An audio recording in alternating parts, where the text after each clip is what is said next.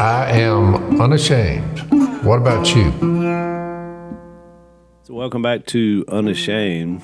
We have our special guest on, my little brother, Willie. Hello. Welcome back, Hello. Will. Man, it's good to be back. Cousin Willie. Cousin Willie. I call him my bigger, younger brother. It's part of my speech. I'm not sparring with y'all too much today. Well, we just spent Early 10 minutes shower. refighting the no, just mansions sit over the down, hilltop from last episode. I'm used to taking on Zach, so yeah, he's... Well, out of all the podcasts we've done, I just didn't enjoy that podcast. Zach was making me uncomfortable. I don't mind disagreeing with him, but I just thought, really? This is the hill we're dying on today? And You did not mind disagreeing with me. no, That's I a didn't. shocker.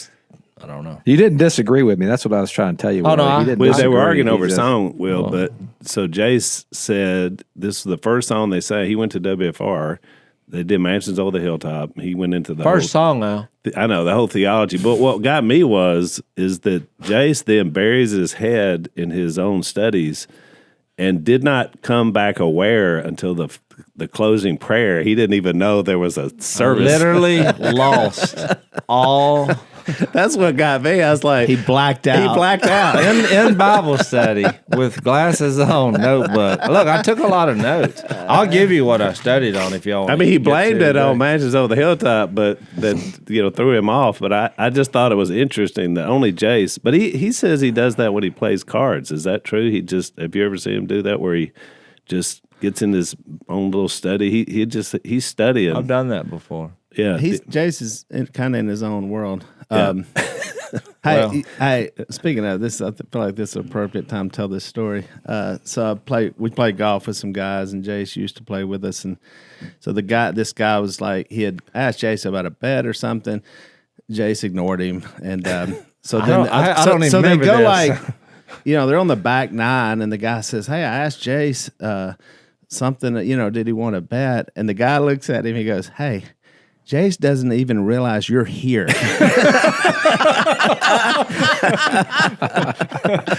Which was so true. Yeah. Like, he doesn't even realize there's other guys playing golf with him right now. He is in his own little world. That's why nobody likes to ride with Jase, because the minute he hits the ball, he's like, "Yeah, look, let's go over here." I said, "Yeah, I'm right here, Jase. I'm 20 yards behind you right here. Yeah, let me go see what my lie It's looks like." interesting you say that because Jesus created a world within a world, He did.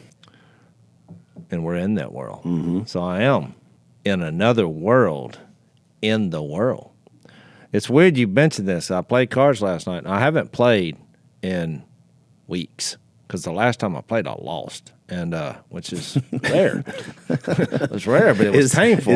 Is it gambling when you lose then? Because you said it's not gambling Well, if you can't it's lose. not gambling. You got to look at it from You got to look at it from a 10-year. Yeah, It's a 10-year. No, It's I like say the stock year to market. year. You do evaluation. Yeah, As long as you're positive, Yeah. you're still playing good.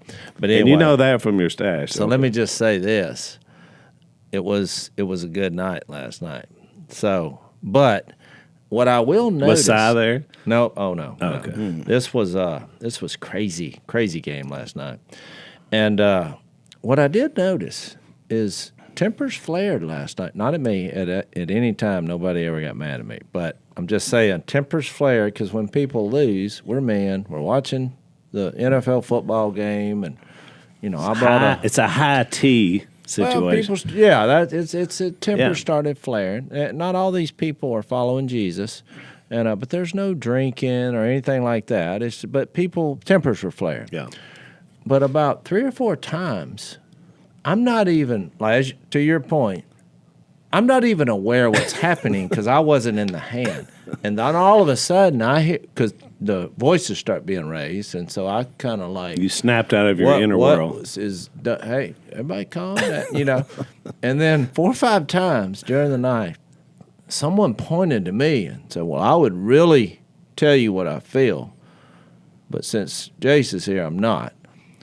And so I thought, what have I got to do with this? But I think he meant I'm gonna He's not gonna respect yeah. that because he wouldn't use that kind of language or whatever. Yeah. And I took that as a compliment. I think it's good. Because it happened multiple times. Then that kind of became the thing. Like, I'm really mad. You know, it wasn't like there wasn't a few four-letter words floating around out there, but it's like they really got mad. It was like, and then like, I'm not gonna. I thought that was kind of weird. I've never seen that happen. What would you have done had he not done, if he just would have gone off, if somebody would have just lost Well, it? I've seen them do it before. Yeah. That's why I'm like, why all of a sudden are we Yeah. acknowledging that? I don't know. But I took it as a compliment for Jesus. That's good. And I'm glad it didn't break into a fisticuffs, which I don't think it would. But they were pretty hot. They were slamming the table and throwing cards across the room, which Willie did that one time, famously. I usually make them part of what I do is when I'm playing cards. So right off the bat, I'll pop off because I do a lot of talking. So I make somebody mad. Yeah, it's a big advantage. So then the whole night, Zach smiled. they just they want to beat me so bad. Yeah. And once you get to that place in cards, that's that one little advantage I need. I need you to make that one play. You that's like- executed that perfectly at my birthday bash. Yeah. Because we had a lot of family. yeah, that was a Who did you go after that night, Willie? Well, there was a list, but Well- at the top of it was what he referred to as the beaver, which is our Uncle Si, because Si brought a beaver.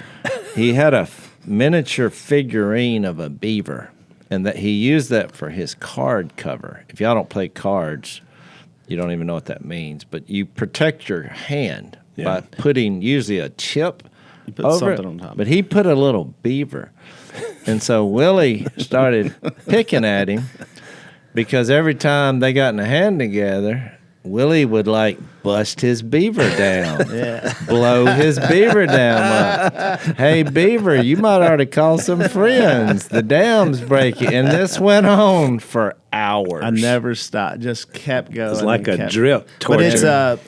it's a basically you create something here because you're going for something. So everybody gets to laughing, and so then and it worked. I mean, Meltdown. That He was- basically gave Willie all his money. And then he borrowed then you loaned him then money. he borrowed money and lost it all back to Willie. the next hand. everything I just gave him, he lost it back in Willie, literally Jase 3 told minutes. that story Oh, it after was it happened. hilarious. I laughed so It hard. was funny. And you know, Sometimes the drip can last like 25 years. You'll start dripping whatever it is, and you just keep doing it for 25 years. What's the line for you, Zach? You keep doing what you're doing. You do That's what the you line. do. What's funny is that's what you said. Well, I did say I'm it. just a remind. I'm good at reminding people of stupid things they say. So. That was back when Willie worked for me. There was one moment where he was. I hired him as a hired hand, and I pulled out my Dave Ramsey envelopes. I think we may have told this on the podcast before, but he Some says stories are funny every time. well, he started making fun of me and about me like budgeting, and I said, hey, you do your thing, I'll do mine, and we'll see who. We'll see who ends up on top. budgeting. So, Because and Zach, then what's he been got a call? revealed through this podcast is Zach has tight tendencies when it comes to money, like to a level that I was find surprising. y'all say that, but the truth is that y'all got a hold of that, whatever that narrative is, and y'all all do this, and you'll drip it for years, and then everyone believes it, but it's not even necessarily the full truth. It's just y'all have said it so many times now. That's what everybody thinks. Even my own kids are calling me tight. I'm like, look at what I bought on you guys. They must listen to the podcast. Yeah. They probably no, do. they just know. Some people don't accept Well, the truth. rich It's young okay. ruler is in multiple accounts in the gospel. Yeah. So that's Exhibit A. There you go. Some people just need to go sell everything they have. Willie brought his own coffee. Why not? I love it. So, Will, tell us what's going on in your world. So, you got the new show. That's been crazy. I've been busy. Y'all filmed a couple of seasons 2 now? seasons, yeah. But only one is aired, correct? One is Yeah. one came out on A&E, and then the other is will come out on Hulu, and that'll be October 16th. Oh, it's that's- another show? It's the same show, but it'll be on Different Hulu. platform. So different platform that's that a lot of people will be able to. And So that's good. I That's got good to know. involved in the the second season. Yeah, Jase came on board. So Really? and then the Yeah. the second season will start in January, back on A&E, and then it'll be on Hulu as well. Okay, good. Well, it's no secret that everybody knows what a train wreck the American healthcare system is. There's over 100 million people who are drowning in medical debt, and even more don't have any health insurance at all. And the reason why is because traditional health insurance is just costs way too much. It's extremely expensive, way too confusing to navigate. And most of the time, it feels like you're fighting against the system instead of actually getting help. But believers have a better way. It's called Christian Healthcare Ministries, and it comes in at half the cost. Al, you've used some sharing ministries in the past. How's been your experience with this? Huge blessing to Lisa and I, Zach, no doubt about it. Because when you're facing what we've faced, cancer, and so these big, huge medical costs, is just more than you can do on your own. So we've been very blessed by the idea of sharing among believers. Yeah, CHM, it's a ministry first, and believers from all over the country pitch in each month to help share each other's burdens and other medical bills. But it's not just getting help with the bills. You actually get spiritual encouragement as well. You get people praying for you, reaching out to you. And since it's not traditional health insurance, you also have a lot more space to choose the doctors and the hospitals that you want without having to rely on some kind of middleman. Members have already shared more than $12 billion in medical bills together. That's a lot. So for me, it's a no-brainer. I could save cash and I can stop feeding money into a broken system that doesn't really honor God. So ditch your traditional health insurance and join CHM today by visiting chministries.org/unashamed. That is chministries.org/unashamed. chministries.org/unashamed.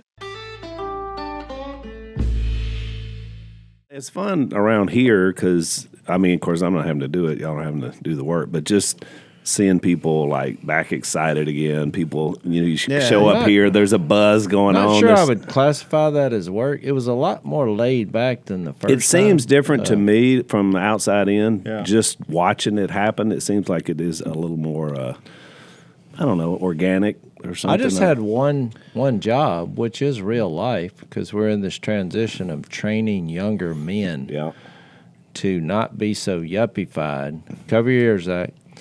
And yesterday he wore a camouflage shirt on the podcast. Did he? So, Oh, wow. Yeah. He's at least got a duck on his hat today. He's getting Yeah, I know. outdoorsy. So just doing that, you have young men who, they're addicted to their phone. They can't function in the outdoors. Right. It's a problem in our society. And so basically, that was my So you're role. channeling your inner dad to whip them into shape. I tried. I don't know how it. I haven't. Speaking of seen inner it. dad, Will, so your family's all on vacation this week. And you're here. Well, I was Did I like, if pull that's that not a fail move, I don't know what is. Now it's everybody but Willie. It is. I know it was.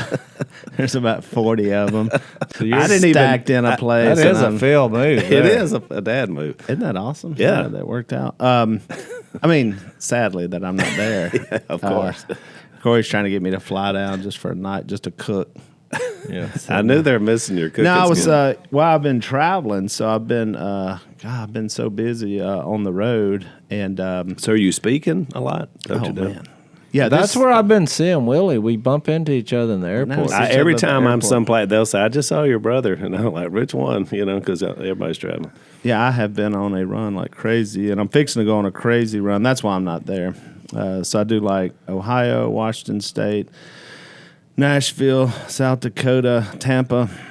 Wow. That's all just one run. Yeah, I'm here these 2 days because I had another event, but that didn't work out. But I would have been gone, I think, 19 days straight. Is this still the business thing that you were doing before? Or is this something different? No, the other night I was in the L.A. area. I spoke at a church. That was so awesome. It's like God. I feel like God wants you in these places, and you don't know really why until you're there, and then Right. you leave, and you're like, "Oh wow, that was amazing." So it feels like.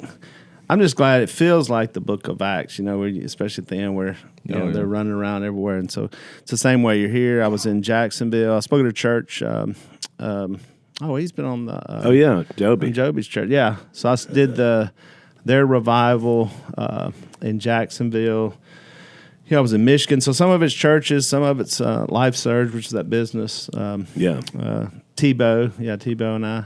Y'all saw? Oh, we saw the did you see video. where We actually ran it on our podcast, didn't we, Matt? Yeah, because I told the story because I bumped into you and you told me the story. Oh, yeah, and yeah. So T-Bo, I dressed his room up in LSU gear, and when they played Florida. When they played Florida. So then we were just together in Colorado Springs. That's where I came from this time. I went from L.A. to Colorado Springs, and I got some friends and got Trent Langhoffer's there. I have a lot of friends there, and they texted me and they said, "Are you going to be in Colorado Springs?" I said, "For a second," because I came in from L.A. and then zoomed out. Working the next your morning. way across the time Listen zone. what T-Bo did. Listen. So T-Bo comes out and he says, "So it's like 6:00." Yeah. So In the I had morning? spoken. No, in the evening. So he had just got through done speaking. Then we do a meet and greet, take photos, and then we leave. So T-Bo says, "Don't tell me any of the scores to any of the games." Wasn't he a college football analyst? Yeah. Well, so he comes out. He's on his phone, and I said, "I'm not going to tell you anything, but I'll just tell you that I'm really sad." And he looks up at me just with the biggest anger. Yeah. I said, "I didn't say anything. I just," he said, "I can't believe, he is just so mad at me." I said, "You can't hold back the entire SEC. You're saying I don't know any score from any SEC. That's way too many. You should be like Pick tracking one it. and Yeah. say, don't tell me that. But you can't say like, don't even, especially when we just had our first loss, and I'm here with a guy who, is an analyst, and I would want to talk to him about it. He said, "Don't tell me the scores," and he's still mad at me. He's so strange. Then he comes in and says, oh, this is fun. So he comes in as I'm taking pictures. He gets done. He comes up and sneaks up behind me and picks me up, and and he's like, he said, "I owe you. I'm going to get you back for what you did." He picked you up off the ground? He's strong. Yeah, he's strong. Guy. Big guy. Big guy. Yeah. Big boy. He's He's a Heisman winner. I'm just saying. and he kept it going, like actually Terrell Davis was there too. So when we walked in, it was us three. I said, hey, athletes coming through. This sounds like the start of a joke. Tebow, Terrell Davis, And Willie. walking to a church There you go. building. So when Tebow leaves, and I thought this was funny, there was a person there who was getting their picture. There was people there. So the guy turns around and he goes, "Hang on. Did he mess up my picture?" He meaning Tim Tebow. Like, if you got the photo with Tebow picking me up and you're in the picture, I would call that that's the picture you want, Yeah, right? that's good. But he was like, no, I don't. He screwed my picture. I need to take that again. Run it back. kind of funny. Sometimes things happen funnier Yes. and in he- real life. That's what you go with, Yeah, I always used to say that. Whatever happens that you think screwed it up. Right. So when something happens, you think screwed the whole thing up. That's probably What you need. you're trying to go after. That's probably what you were going after. Right. So you're just a road warrior. Yeah, preaching and speaking, and I did So I have a line of golf clothes coming out. I'm on Willie now. It's awesome. Really? So I did a photo shoot. Is it all like 60s throwback stuff? No, it is super legit. It's Blanco's the name of the company, and you know who's also with us on that? The quarterback for Vandy. He's really? Yeah. Again, these strange bedfellows that Quarterback come for together. Vandy. That guy is amazing. Yeah. Oh, like Pablo? Yeah. Yeah. Something like that. He's doing He's in on it. It's a company. It's out of L.A. So when I spoke in Riverside that night, then to a church group, and then from there I drove an hour and a half, and then got a hotel, and then I was at daylight. I was in the Los Angeles National Forest or something filming. I was shooting a gun. We were trying to shoot golf balls out of the air, and we were filming a commercial with the golf clothing. That was Friday. And then from there, I went to Colorado Springs, and I tell you what, though, that the pastor there in Riverside, he gets up, and so the guy had sent him my book, Gospeller. He got me and said it's one of the top 5 best books he's ever read. So that kind of blew me away. I was like, wow. He said that when he introed you? Yeah. Yeah, it is a good book. Because the guy who brought me in said, wow, I thought he I thought he may like the book, but that was a full throat endorsement. In fact, he's making part of his sermon series about it as well. So that was cool because I didn't really write it wasn't necessarily for pastors because I didn't know if pastors would really, you get into theology and they get a little weird on that. But yeah, it was cool that he read it and saw it as far as just the aspect of sharing the gospel, which is the new book as well, the devotional book as well, which is where that comes from. So, since you mentioned that, it just came out, right? It did. Like this week. Did you actually write this? Of course I did. He said that yesterday. He's like, "Did he really write a book? Did he actually write it?" I said, "Well, yeah, it's got his name on it." Are you writing these books in airports? What do you think? Yeah, I have. You know what's weird? I ride everywhere. What do you guys do the chat GPT? Do y'all do that or not? Exactly. I was with a bunch of pastors recently, and I said, "Do y'all do it?" Every one of them were like, "Oh yeah, of course," and because I don't, and I was like, "Oh wow, I still haven't." Yeah, I haven't ever. I haven't. What do you mean? I don't use it What do you to. mean? I don't use it to write. You can't use it to write, but you can use it for like research, and it's pretty good at research. Well, they were telling me, and I said, "Well, I mean, I'll Google something, like." Yeah. Like, but Google will always pop up with whatever somebody. You got to pay to get your searches in. ChatGPT is more, and Grok is more. You got to pay. Like the results that come up on Google, somebody paid to have that on your page. So it's you got to sort through all the ads. Whereas ChatGPT, it's called search engine optimization (SEO). It's anybody who wants their whatever to show up in a search engine. I was just trying to figure out who's doing the paying. I've searched things my whole life. Nobody's ever said this costs money. We sound so much like Dad over here. You don't pay to search, but when you search something, companies want their stuff to pop up in your answers. So it's all like a money maker. This is but we're not paying cash. We're not forking over the cash. Who's forking over the cash? Who's shucking the cash to Mr. Chat Joe CPO? This is back to Dad looking at the fax machine and saying, "How is it possible?" You mean somebody feeds it in and then it comes out on the paper? But I'm looking at the wires. How is it possible? It's like some kind of magic. Somebody's on that.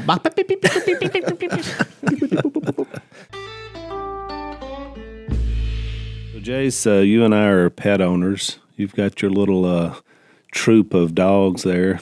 I do. Protecting your home. Yep, it's a constant battle.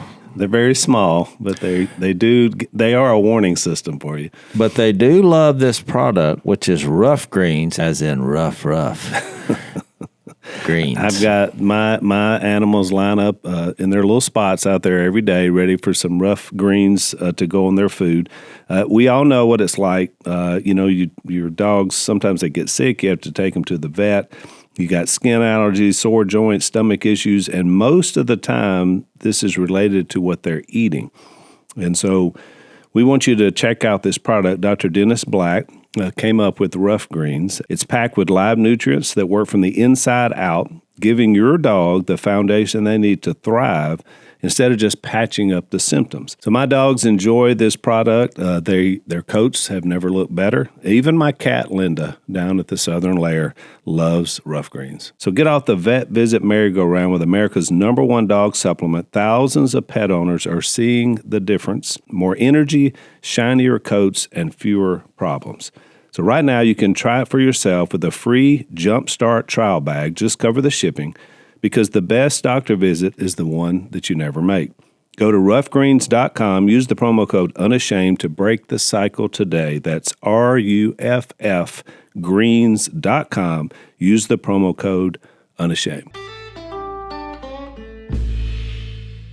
It reminds me when I tried to talk Phil into investing money, and he's like, "Can I lose it?" And I was like, "Well, yeah. Who gets it?" Who actually has it? But if you see the number and then it goes down, you look on your little box. Where and how did that money go from pockets? People have pockets. It was here. Then it's somewhere. Yeah. How did I made it. That somebody put it in my hand. I made it. You took it, and it went somewhere, but nobody knows where it went. It was an interesting conversation. We never got past it because he said, so I have it in my pocket. Then you're going to put a number that I have in my pocket on that computer screen. If I lose it, who's coming to get the money out of my pocket? That was the argument. We never got past it because I really couldn't explain it. Right. I was like, well, it's just a number that it's not. There's no actual paper money. It's a number that represents paper money. Right. And he's like, no, that's not real. Yeah, that's so funny. So we didn't get past. That's a throwback. So I felt like, Will, that on Gospeller, what did Dad? You took the book to Dad. Yeah. And I printed it out. Yeah, and then he read it because I wanted him to read it, quickly because I knew he was starting to kind of slide a little bit. So as soon as we had it, in a form, we just printed it here at the office and sent it down just in paper form. And he read it really quickly, and he sent me my favorite. It was a text through Dan, and he said, "Will, that was the best explanation of how to share the gospel I've ever read." And then this is the part that made me laugh so hard. He said, "And you were so nice about it." That's hilarious. But I felt like it was. I mean, it really was sort of an homage to his whole life. And now it just kind of carries through. I mean, he never wrote a book about it, but if he did, it would have been that. I mean, because it's really what we learned, right? I mean, our whole life. Well, the first chapter was about Phil, and I went even deeper into that story because at some point in my life, I thought, wow, what if that wouldn't have happened? What if Bill doesn't drive up to the bar? Right. Well, none of that happened. Yeah. What if Jan hadn't had the heart Jan for it? said he gone? Right. Like even Si says now that he gave up on Dad, like he, like everybody did. Yeah, I think that was the common. But except for if none of that happens, then what happens to us? Our whole lives look completely different. Right. You read passages like faith comes through hearing the message, and the message is heard through the word of Christ. But when you see that happen, because that's what happened. Yeah. He heard the message of Christ in a bar, and it produced faith. Right. And it took a while. And it didn't take right off the bat either. Exactly, but seemingly nothing happened, and then even in the book I say, I wonder if Bill was driving back, going, well, that's a day I'll never get back in my life. Like it didn't. The guy didn't do what it was, and so. Well, Phil's actual first response was, according to the story, was unbelievable. But for a pastor to hear that, you're like, oh no, it's believable. Yeah. He's like, unbelievable. I mean, because Phil was being like, that's so incredible, it's unbelievable. Well, the second round, he said, it sounds too good to be true. Now his heart's coming to, and he says that was the other line. The other line was, it sounds too good to be true, and Bill said, oh, it is too good, but it is true. Right. And I think the third line he said was, what's the catch? Yeah. What's yeah. What's the catch? Yeah. I mean, this doesn't. Which sounds like that's so Phil. But so then I go through, and the inspirational part for me was even to think about Bill. Like, I mean, how many preachers do you know would jump in their car and drive to another state, go into a bar, talk to a crazy person who's. I just don't know if I know a lot of guys who would do that. I'd say less than 1%. A very small percent. I mean, most people would just be like, nah, that's you. You're gonna have to tell him to come. And I think that because I kind of imagine what it was like Bill told Jan, tell him to come to church, and we'll talk to him after. He ain't coming to church. I would tell him, well, can you go to where he works? Well, it's a bar. Okay, which one in town? Well, it's not even in town. It's not even the state. It's not even the state. It's like, okay, let me get this right. You want me to drive to another state and talk to a man who doesn't want to talk to me? Yeah. Like, he doesn't want this. He's not begging and all that. I think you got to be at a place in your faith, too, because, like, there was one time in my life I drove to a bar. Yeah. Over a discipling one of our new Christians. I remember that. And I thought, I look back on that, I wouldn't do that now. I'd be like, pfft. Yeah. But there was a time there where I thought, and I remember asking Missy, but Missy was like, what, are you crazy? And I was like, and I actually camouflaged my look because, I was new in the faith pretty much. 7 or 8 years in. Because I thought, I don't want to be seen at this bar either. Or then somebody's like, I saw old Jase at the bar the other night. So I I actually wore a bandana. And I like that look. Yeah, I did. He was auditioning. We sat in the parking lot, and it was packed. The honky tonk. I don't even know if that's still here. It was in Monroe. But, and it wasn't 5 minutes. And the very person out of all these hundreds of people came walking out with another new sister. two women. Busted. And I just walked up there, which I was thinking, because she was saying, what happened? We were sharing What had happened, Jesus with somebody else. And they said, well, yeah, y'all just brought this girl to the Lord, and she's going to the bar every night. So I called the girl after the study. I was like, I'm getting reports. We're sharing Jesus with somebody, and you supposedly declared Jesus as Lord. And she's like, wasn't me. Not me. But then we heard it from another source. And I thought, is this girl lying? And that's why we just said it was like New Year's Eve. And I thought, I know what people do on New Year's Eve. I was like, let's go up there and just see. 5 minutes, she comes stumbling out. Yep. And so I went up there I was thinking about the argument. We're going to have a confrontation. She's going to cry. Oh, she cussed me out because I was on her turf. How dare you come up here? Jay's found out that once somebody has kind of crossed over to that other side, they'll do just about anything. Right? A week later, she did apologize. And, it worked out. But So, by the way, this is the 40-day devotional.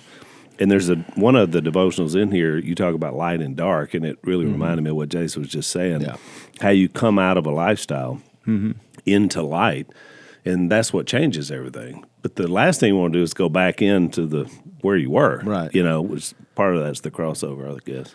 Well, that's the light. Yeah, when you're talking about, I use a lot of those light, darkness, death, life.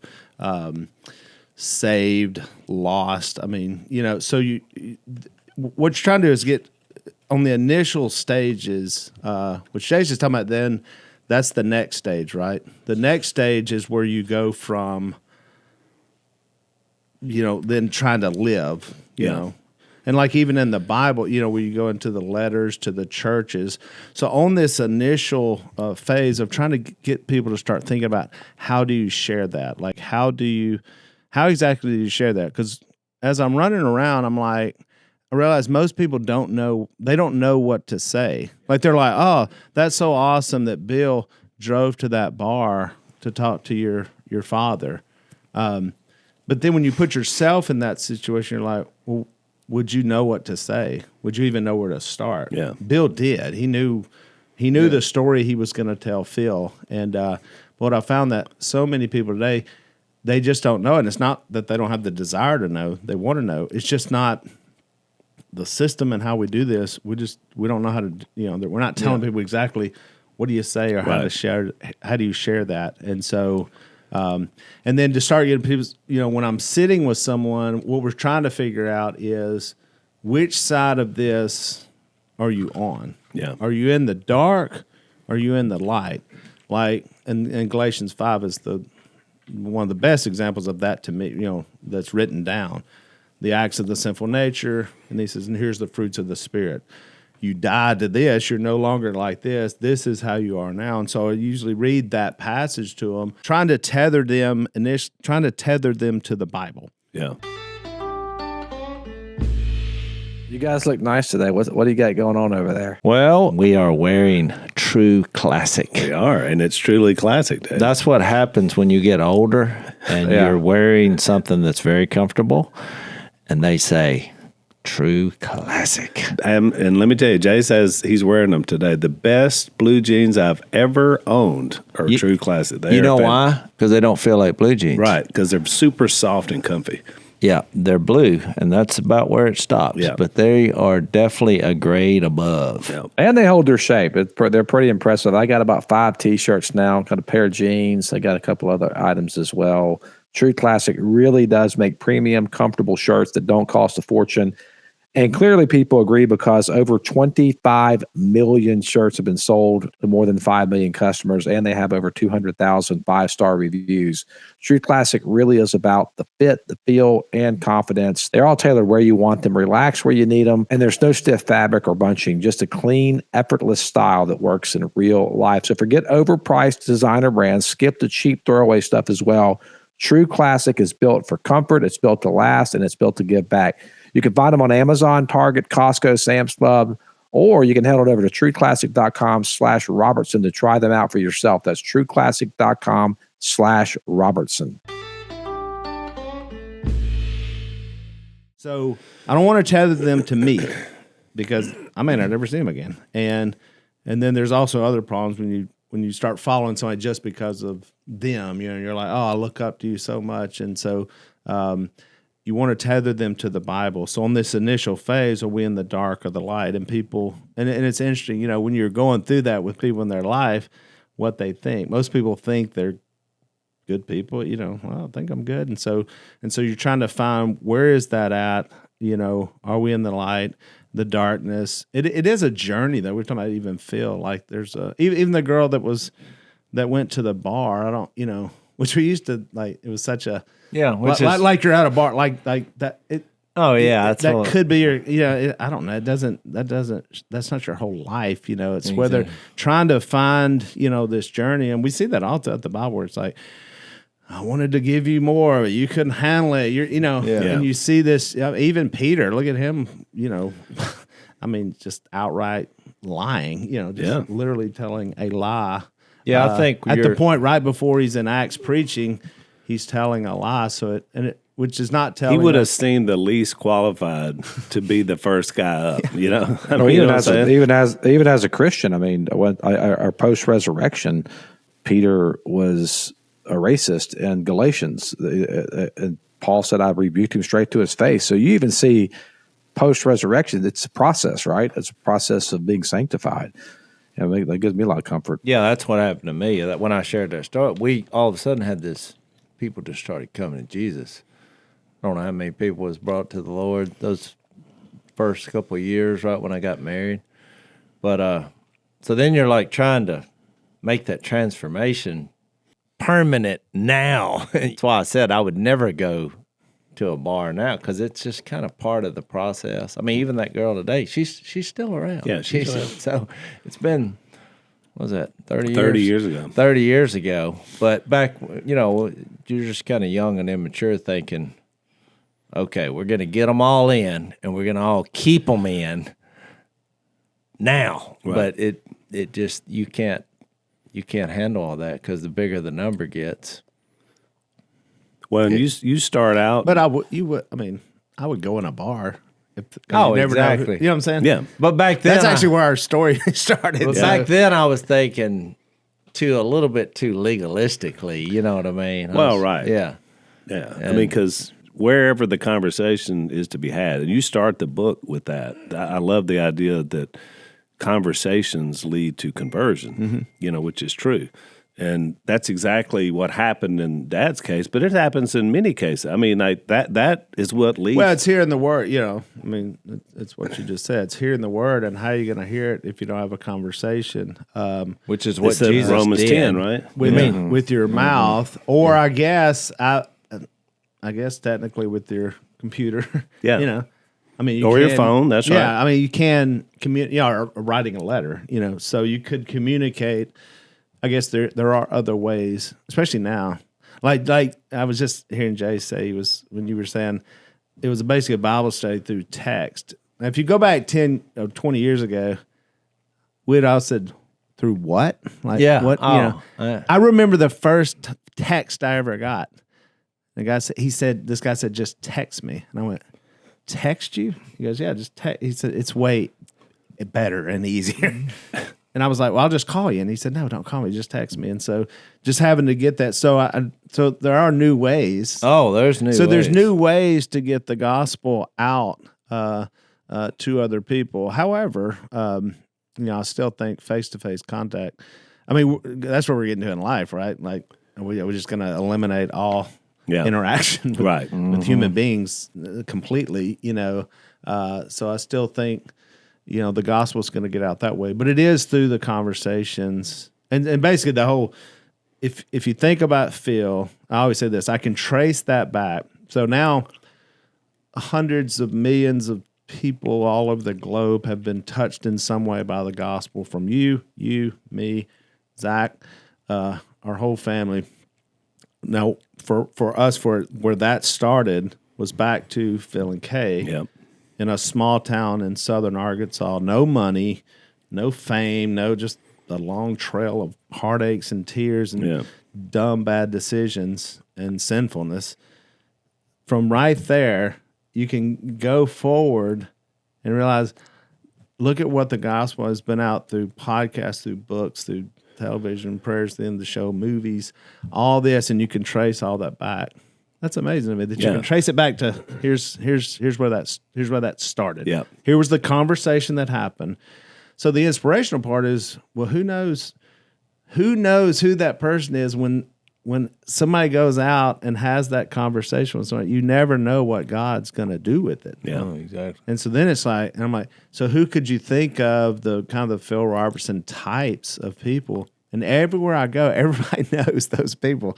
It's the guy who's not there. He's not there. Like, oh, I wish he was here to hear this. He ain't there, or she's not there, and we may have to go take them. Somebody's so got to have that you just never conversation. know who that is. And so, and the idea is from the book, which Phil didn't write down, which he probably was always wanted Phil. He always people with him, but like when you sat in those studies, which we heard a lot of those when we were kids, we'd see the old boys walk up or the couple come down the house, and you would, and so I would listen to how what he would tell them and the journey they would take, and so the book was for people so that you can start to figure out what are some of the places I can start in the Bible that I can start doing that.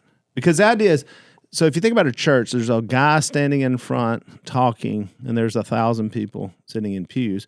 Well, and I always say this, if you wanted to get your message out, would you take the one dude or would you take the 1,000? If we wanted to get out the word that Duck Commander is the best duck call out there, well, give me the 1,000 every day. I want the 1,000 going home, going to work. Mm-hmm. And so I think the gospel, that's those where the signs real... you see outside people's buildings that say you're now entering the mission field. That's the idea. And so it's to get them, and most people just don't know that. So like on one of my journeys, I was in Florida a couple of weeks ago, and a guy comes up, and he hadn't read my book. He knew who I was, and he sits down. He's telling me about where he's at in life, and then he was talking about, I don't know if God wants me here or somewhere else. And he's really, and I said, well, let me ask you this: do you know what the gospel is? And he just looked. He goes, yeah. I go, what is it? So he tells me. It's part. He had most of it right, and I said, do you know where you would? Where could you find that? You know where you could just open your Bible and show that to someone or me? And he goes, well, I'd have to get on an app. And I said, do you don't know where it's at? Is there an app for that? And then he goes, actually, I don't know. Yeah. I said, so if you told someone the good news of Jesus, but you don't even know where it's at in your Bible, and you're trying to figure out whether God wants to use you. He was really big way, does God want me to lead this or lead that? And I brought it back down to the simplest thing. If you don't know where that is in your Bible, you may need to start there. Yeah. Mm-hmm. I said, because you can start doing that tomorrow. Yeah. I said, and I told him, I said, when it becomes obvious that you are a leader of people and that you are trying to convert people from the world, when that becomes obvious, you'll know your next, where to go next, Yeah. Because I think people just don't really open their Bible, read the Bible that much, They get little snippets. I think this is why this podcast was so great, just because it's taken, from the Bible and then applying it. And I think the applying it is you can know it all and you can read it all and I think you can get kind of inward in your own walk in Christianity where it's all about it's in. And so my book was trying to spin it going, it's all about the out. It's Zacchaeus when Jesus says, this is why I came to. Yeah, that's one of the. This is why I'm here. Yeah, this is why I'm here to, and to you seek said, and save what's lost. Jesus, he basically is telling you, this is the reason I came. So what was it like when you guys bought your first home? Well, for me, we bought the little shack next to Mom and Dad down there, and I was financed by my grandpa. So. For me, my thought was it's better than a tent. Barely. Yeah, I didn't have a financier like that. I had to go through a traditional route. And it was pretty intimidating, but buying property, it's probably the most important decision that you're going to make in terms of your investments and how you build wealth and how you build a life. So if you feel like you're ready to buy now, which a lot of people are, I'm telling you, now is the time to act, because for the first time in years, buyers finally have the upper hand.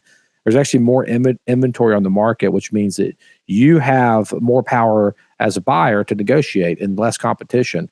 It's an opportunity that's not going to last long. As soon as the Feds cut the rate, which they just did cut the rate, matter of fact, buyer demand is likely to spike, and you know what that means. Prices will go up, and sellers will then have the advantage. Peak home buying season is in full swing, so now is your moment to lock in the right home and do it on your terms. But before the market shifts, reach out today and get approved for mortgage financing with Andrew and Todd at andrewandtodd.com or call 888-888-1172. That's 888-888-1172. I know these guys, Andrew and Todd, are great men. They love Jesus. I know that when I buy my next home, I know what I'm going to do. I'm going to call Andrew and Todd. It's important to work with people that you trust. These are the guys I trust. With 40 years of experience, they really are the experts, and they make it easy because they keep everything in-house. Call 888-888-1172 or go to andrewandtodd.com. That's andrewandtodd.com. You said that Zacchaeus was just trying to get a better seat. I like the way you framed that, because he climbed the tree so he could get a better look at Jesus. He's trying to get a better seat to see what was going on. And what he didn't know is the conversation was coming that was going to change everything for him. And he didn't even really know what was coming at all. Yeah. Jesus just said, he invited himself to his house. Yeah. Now, I don't know that that never happened. Here's the deal. They're always different. Yeah. It wasn't the same thing. I think what we try to do in churches, we're like, we have this pattern, it's like we got to have the right method of, it's always different, Right. He just invited himself over to his house. That was a bold move. And he could have said no, but I thought it was, and we've all kind of been there a little bit where, you come into a place and people want to see you, the crowd gathers like, like as I walk through the airport, it's like, that's one of them Duck Dynasty guys. It's like you can tell. So Zacchaeus, I think, is like, he's wanting to see what the big deal is, Like everybody in town's there. Now, no one likes him in that town. We don't find that out, Right. No one really likes this guy. I always like comparing him because Luke did, Luke 18, he does Rich Young Ruler and comes right back in 19 with Zacchaeus. So I felt like Luke makes the comparison of the two. Because what you see is that one guy was so well liked and so respected, and yet didn't have the heart for it, right, and walked away. And this other guy who nobody likes, he instantly said 4 times I'm paying. I mean, Jesus didn't even say anything to him about his money or anything. We don't know what exactly they talked about, but we know this. He just said salvation. He started making a lot of life changes. He did in the moment, and I can almost I know that personality type, right? It's the type that would go and try to get the better seat. You know, he's definitely. And then once he gets all in, I think that was Phil. Like once you got Phil on the right thing, and then he took off. And so it's such an inspiration. I think that for how Phil changed, and then and we saw that at the funeral, right? I mean, we saw the funeral, what really mattered, and that's what I kind of been talking about here recently as well, to take that the full way and to find out what really matters in life. Because I've always done a thing on obituaries. I just read one because of Duck Dynasty. I get a lot of obituaries because it'll say, and he loved working on his cars, and you could always find him. His favorite show was Duck Dynasty, and it's some guy in Wisconsin, some guy in Missouri, and you basically got a couple of paragraphs of your whole life. Yeah. We're gonna sum it all up. Yeah. And here's the kicker: you don't even get to write it. It's like somebody else writes it. Exactly. It's what they think about your whole life, and so. I think it's a good icebreaker. I think well, when you want to change your life, when you're like, what would they say about you? Yeah. It'd be a good question. Yeah. Well, I mean, it hit me. what would they say about you? I just thought about this because yesterday we get this random text, and I told Missy, I was like, we were actually bringing up the text. I was like, do you ever think in our world I would get a text like this? And I read it to her, and I won't say the guy's name, but he's like, hey man, you were on my mind this afternoon as I was reading some scripture. I just want to say thank you for always being a beacon that points so many towards the true light of this world, Jesus Christ. So I kind of stopped and scrolled back because I would call this guy an acquaintance. And I scrolled back and I was like, oh, he came to the Lord a couple years ago because we texted about it, and I gave him some duck calls. But I haven't laid eyes on this guy in a couple years. But then it says, I'm thankful that God brought me to that poker game 20 years ago that ultimately brought you into my life. And I thought, wait, what? I mean, because I had no memory of that, but from his perspective. Because you were in your world within your world. I was in a world within my world. But evidently, Let that call back with. a conversation, to your point, Willie, that led Yeah. somewhere to him Yeah. going through the gospel or whatever. And I thought, well, because it's not us. I mean, I love how you started your book off talking about the Great Commission, because we just did this thing in John, we're in his prayer. Jesus was like, as the Father sent me, I'm sending you. Mm-hmm. Well, then he says that again, because I went down a rabbit hole, because that word send, there's two different Greek words for that. And so I was like, oh, this could be groundbreaking. Really wasn't, but it was interesting, I think, that one of them is like an apostle, the word apostle for that sin, as Jesus was given this authority to represent the Father, the Godhead, and he was sent on a mission. And then he sends us in the Spirit, in the literal Spirit, the Spirit of him, for this kind of temporary mission that we have. And so understanding those different words, it's all over Philippians, and maybe, because I think you're going to hang around for another podcast, I'd like to share that. But really, my point is, it's really not about us. God is just using flawed people who have been redeemed through him to share this wonderful good news. And that's the draw. Yeah. And even in a text like that was the draw in there that, I mean, I wasn't involved in the Bible study. Whatever I said that night must have been something that thought, that's weird. Yeah. In that setting. Because we were talking about going to a bar, and now, well, who goes to a poker game? Well, he's thankful enough of that encounter and that's about God and not us. Yeah, I want to get into that on the next one, because that's exactly where we are in John 17, is Jesus says, because now, I and the Father sent me here, now I'm sending you. And so that whole concept, he hits that in that text. I want to read this one before we close this out. I'm not sure if it's in the book, Will, but it jumped to my mind in Colossians 4:6. Let your conversation be always full of grace, seasoned with salt, so that you may know how to answer everyone. I mean, that's exactly what you just described. Which is going to be the little rabbit hole I wanted to go in. Philippians kind of has that same. Right. It's like the vein of 1 Peter 3:15. Yeah. Where he's like, in your heart, set apart Christ as Lord. Always be prepared to give an answer to everyone who asks you to give the reason for the hope that you have. Yeah. And then, in Phil's compliment to you, but do this with gentleness and respect. You're so nice. Be kind. Yeah, be nice about it, gentleness and respect, but give an answer. So, well, because I think what we're fighting against is somewhat of an inward. I think people they get inward. Yeah. So when they leave the darkness and when they enter the light, does anybody tell them like, hey, now your mission is to go after other lost people, just like you were? Yeah. Is that being told to people where they understand? I don't think it is. I think it's like, okay, now you're just try to live and not sin. That's it. Try to it's about you. The mission you is making it. Try to show up as much as you can once a week. Try to get involved with it. We don't tell people to do it. Just try your best. Try to read and your I'm Bible. telling you, try to read your Bible.